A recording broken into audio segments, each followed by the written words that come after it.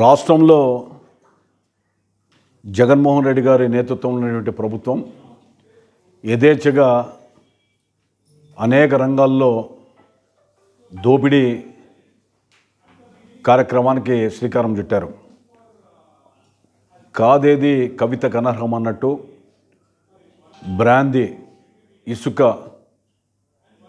ఇతరత్ర విద్యుత్తు సరఫరా, కొనుగోళ్ళు, రకరకాలుగా అనేక విషయాల్లో ఈ యొక్క పెద్ద ఎత్తున ఈ అక్రమాలు జరిగాయి, అన్యాయాలు జరిగాయి.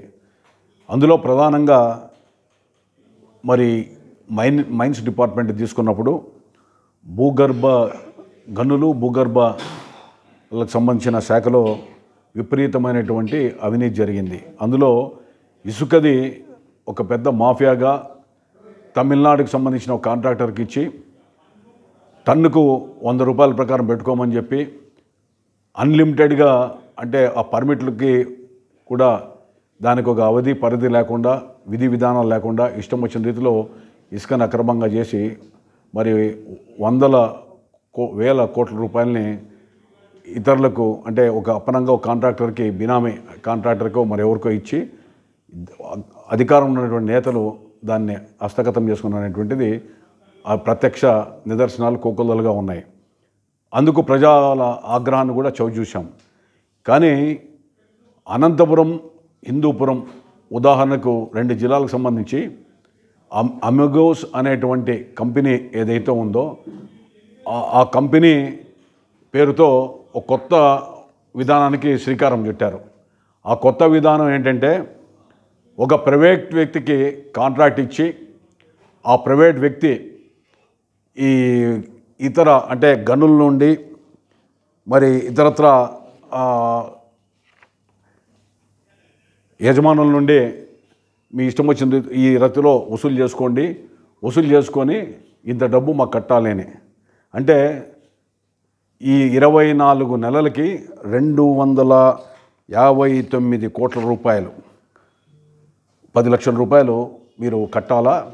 ఈ 259 కోట్ల 10 లక్షల రూపాయలు మనకు కడితే మీరు మీ ఇష్టం వచ్చిన రీతిలో ఈ 2 సంవత్సరాల్లో మీరు మీ కార్యక్రమాలు నిర్వర్తించుకోండి అని చెప్పారు. ఇందులో మరి అమిగోస్ అనేటువంటి మినరల్స్, ఈ కాంట్రాక్టరు ఇతనితో పాటు ప్రసాద్ రెడ్డి అని ఆయన, ఇతనితో పాటు మరి కొంతమంది కంపెనీలో ఉన్నట్లున్నారు. ప్రతి నెల 10,79,00,000 రూపాయల 58,333 రూపాయలు కట్టాలి. అంటే దాదాపు 11 కోట్ల రూపాయలు ప్రతి నెల ఇంచుమించు కట్టాలని చెప్పి అగ్రిమెంట్ చేసుకున్నారు. ఈ యొక్క 24 నెలల్లో 259 కోట్ల రూపాయలు ఏదైతే అగ్రిమెంట్ ఉందో వీళ్ళు ప్రభుత్వానికి ఎంత కట్టారు?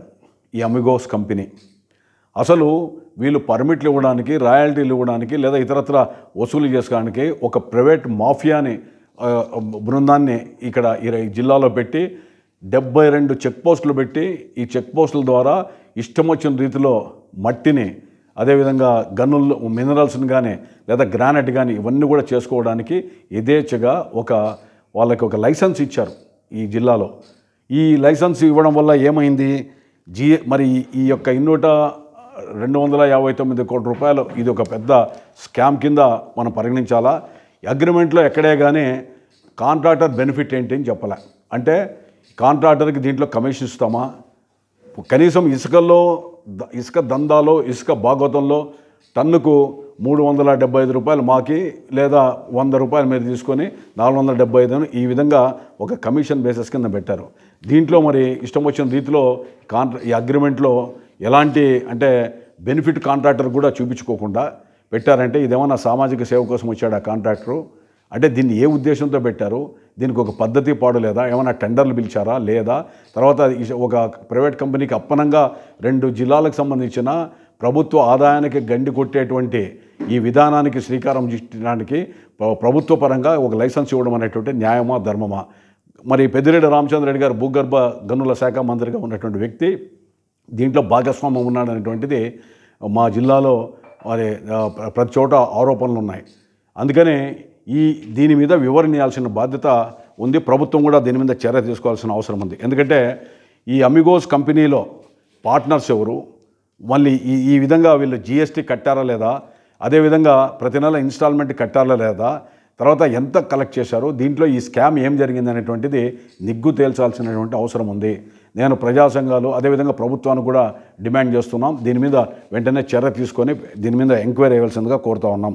తర్వాత దీంట్లో ఈ అమిగోస్ కంపెనీ వాళ్ళు ఎక్కడ పడితే అక్కడ ఒక కిరాయి మనుషుల్లాగా ఇష్టం వచ్చిన రీతిలో వాళ్ళు అంటే ఇష్టాలు అయిష్టాల మేరకు ఈ జిల్లాలో ప్రవర్తించి దాని ప్రకారం వాళ్ళకు ఉన్నటువంటి హక్కులు, తర్వాత ప్రభుత్వ అధికారులు చదువుకొని ఉన్నటువంటి అధికారుల హక్కులను కూడా కాలరాశారు. మైన్స్ డిపార్ట్మెంట్ అధికారులు కేవలం లీజులు ఇవ్వడానికి, అదేవిధంగా ఇట్లా అమిగోస్ లాంటి కంపెనీలుకి దారాదత్తం చేసి అప్పనంగా అప్పచెప్పి వీళ్ళకి ఎవడన్నా కలెక్షన్ ఇకపోతే, వీళ్ళకి ఎవరికన్నా ఆ డబ్బులు చెల్లించకపోతే అధికారులు పోయి ఆ డబ్బులు కలెక్ట్ చేసేయడానికి సహకరించేటువంటి రీతిలో మైన్స్ డిపార్ట్మెంట్ అధికారులను వాడుకున్నారే తప్ప, మరి మైన్స్ డిపార్ట్మెంట్ల అధికారులకి ప్రభుత్వ వేతనాలు జీతాలు ఇచ్చేటువంటి వాళ్ళకి కలెక్షన్స్లో కానీ లేదా ఇతరత్ర పర్మిట్స్లో కానీ ఎలాంటి అధికారం లేకుండా చేయడం అనేటువంటిది దేశ చరిత్రలోనే ఇలాంటి ఉదాంతం కానీ ఇలాంటి చర్యలు కానీ ఏ శాఖలో ఎప్పుడు కూడా జరగలే. దీని మీద వెంటనే నిగ్గుదేల్చాలా. దీని మీద నేను ముఖ్యమంత్రి గారికి ప్రభుత్వానికి కూడా మనం వ్రాతమూలకంగా కూడా ఇవ్వబోతున్నాం. అవసరం వస్తే కోర్టును కూడా నేను ఆశ్రయిస్తాను. ఈ యొక్క 259 కోట్ల రూపాయలు ఈ 24 నెలల్లో మరి మీరు కట్టారా లేదా, దీని మీద కట్టకపోతే ఏం చర్యలు చేసుకున్నారు, అసలు ఎంత కలెక్ట్ చేశారు, మీ బెనిఫిట్ ఏంటి, జిఎస్టీ ఏంటి, ఇవన్నీ కూడా నిగ్గు తేల్చాల్సిన బాధ్యత ఉంది. దీనికి ఎవరెవరు ఉన్నారో వాళ్ళందరి మీద కూడా చట్టరీత్యా చర్య తీసుకోవాలని చెప్పి డిమాండ్ చేస్తున్నాం. అంతేకాకుండా మరో భాగవతం కూడా అనంతపురం జిల్లాలో జరిగింది. అది కూడా రేపు ఎల్లుండి వెలికి తీసి మళ్ళీ ప్రెస్ మీట్ పెట్టి చెప్తాను. ఇంతకాలంలో అంటే అగ్రిమెంట్లు ఇవన్నీ కూడా గోప్యంగా ఉంచారు. అమిగోస్ది ఆల్రెడీ ఒకసారి రైట్ చేసాం, ఒకసారి ప్రెస్ మీట్లో పెట్టాం. కానీ ఇప్పుడు మొత్తం అధికారులే, ఒక అధికారి ఈ యొక్క అగ్రిమెంట్ మీద సంతకం పెట్టాలంటే నేను పెట్టనని చెప్తే అతన్ని బదిలీ చేయించి ఇన్ఛార్జు డీడీ ఒక అతను ఉంటే ఆయనతో సంతకాలు పెట్టించి ఈ యొక్క ఈ అగ్రిమెంట్లు అనేటువంటిది యాక్సెప్టెన్స్ ఇప్పించారు, ఎంటర్ అయ్యారు. కొంతమంది అధికారులు మేము సంతకం పెట్టమని చెప్పి భయపడి పారిపోయారు లీవులు పెట్టేసి. కానీ ఇప్పుడు దీనంతా ఏదో తీగలాగితే డొంక కదిలింది అన్నట్టు మొత్తం కంప్లీట్గా డీటెయిల్స్ అన్ని బయటకు వచ్చాయి. అగ్రిమెంట్లు కూడా షరతులు కూడా చూసాం. దీని మీద చర్య తీసుకోవాలా. ఇది ఒక పెద్ద స్కామ్. ఈ 2 జిల్లాల్లో ప్రజాధనం ఎక్కడైతే లూటి అయిందో ఈ యొక్క కంపెనీ మరి సక్రమంగా చెల్లించిన దీని మీద ఒక కమిటీ వేసి న్యాయ విచారణ జరపాలా, దీని మీద ఎంక్వైరీ చేయాలని చెప్పి కూడా నేను ఈ రాష్ట్ర ప్రభుత్వాన్ని కూడా నేను డిమాండ్ చేస్తున్నా. దీని మీద భూగర్భ గనుల శాఖ మంత్రికి కానీ అదేవిధంగా మన ముఖ్యమంత్రి గారికి కానీ నేను పోయి ఒక వ్రాతమూలకంగా రిప్రజెంటేషన్ ఇస్తాం. దీని మీద చర్య తీసుకోవాలా. ఇది ప్రజల డబ్బు దుర్వినియోగం కావడానికి, ప్రభుత్వ సొమ్ముని కాజేయడానికి ఎవరు కూడా హక్కు లేదు. దీని మీద నిజంగానే మా జిల్లా ఆ డబ్బులు కలెక్ట్ చేసి ఏమనంటే మా జిల్లా డెవలప్మెంట్కి ఖర్చు పెట్టడానికి చెప్పి కూడా గవర్నమెంట్ని మేము డిమాండ్ చేస్తున్నాం. ఈ అగ్రిమెంటు హోల్డర్కి అగ్రిమెంట్ చేసుకున్న వాళ్ళకి తప్ప ఇతరులకు ఎవరు కూడా తెలియదు. ఇది గోప్యంగానే. ఇప్పుడు ఎందుకంటే 259 కోట్లు కలెక్ట్ చేసుకోమంటే ఏ బేసిస్ మీద కలెక్ట్ చేయమన్నారు అంటే మీకు ఉన్నటువంటి వార్షిక ఆదాయం కానీ లేదా వచ్చేటువంటి 2 సంవత్సరాల్లో ఏమొస్తుందని చెప్పి బేరీజ్ వేసినప్పుడు కాంట్రాక్టర్ బెనిఫిట్ ఏంటి, దీంట్లో కమిషన్ ఏంటి, ఇవన్నీ కూడా పొందుపరచాలి. అంటే తప్పుల తడగ్గా అగ్రిమెంట్ కూడా ఉంది. దీని వెనకల్లో ఏదో తూతు మంత్రంగా అగ్రిమెంట్ రాసి పెద్ద ఎత్తున దీంట్లో అవినీతి జరిగింది, అక్రమాలు జరిగాయనేది నా యొక్క ఆరోపణ. దీని మీద ఎంక్వైరీ చేయాలి. టెండర్లు పెట్టినా ఏం చేసినా కూడా ఈ కంపెనీ అమిగోస్ కంపెనీకే ఎట్లా వస్తుంది? అసలు ఏముంది? మొత్తం మీ చేతిలోనే మొత్తం ప్రభుత్వం ఉంది కాబట్టి ఇష్టం వచ్చిన రీతిలో చేశారు. ఇది ఎప్పుడు ఏ ప్రభుత్వాలు కూడా చరిత్రలో ఈ విధంగా చేయాల. లిక్కర్ తీసుకొని వచ్చి గవర్నమెంట్ వాళ్ళు అమ్ముతారు అన్నారు.